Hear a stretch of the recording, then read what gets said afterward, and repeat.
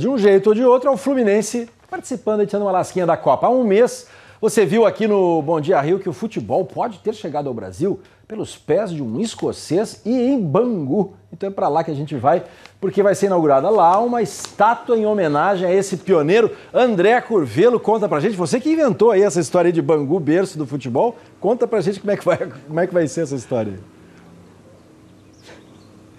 A gente vem atrás das histórias, Paixão. É aqui, ó, clima europeu aqui em Bangu, bonito, né? Também em frente à antiga fábrica de tecidos Bangu. E é justamente aqui que está a estátua em homenagem a Thomas Donohoe, esse escocês que nós mostramos com exclusividade aqui no Bom Dia Rio. Está coberta por enquanto, ela vai ser descerrada numa cerimônia daqui a pouco, 9h30 da manhã, aberta ao público. Mas nós fizemos imagens exclusivas da oficina lá. Olha o Thomas Donohoe sendo construído. Esse é o escocês que trouxe, que teria trazido o futebol para o Brasil. Quem aposta nisso é uma turma de pesquisadores e torcedores aqui de Bangu, entre eles Rogério Melo, que foi técnico do Bangu, é doutor em futebol. Rogério, bom dia para você. O que leva a crer que foi o Donohoe o precursor do futebol brasileiro? Bom dia.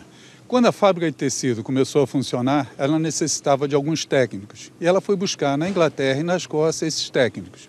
E dentre esses técnicos tinha Thomas Donohoe, que era um apaixonado por futebol.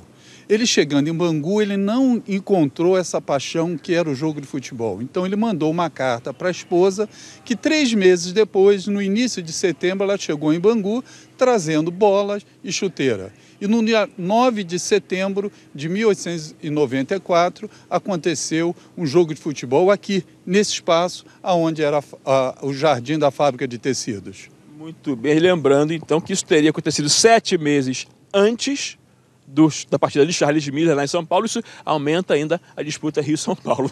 Com certeza, foi antes realmente de Charles Miller. E ele jogou pela paixão que ele tinha pelo jogo de futebol. Ele não tinha preocupação de regras, de número de jogadores. Ele queria se divertir com esse esporte que estava na moda na Inglaterra. Aí, então, portanto, Thomas Donohoe, quem sabe ele, Fachel, foi realmente o precursor do futebol brasileiro, esse técnico tecelão escocês, Fachel. Tá bom, obrigado, André Curvelo. Bangu, berço do futebol.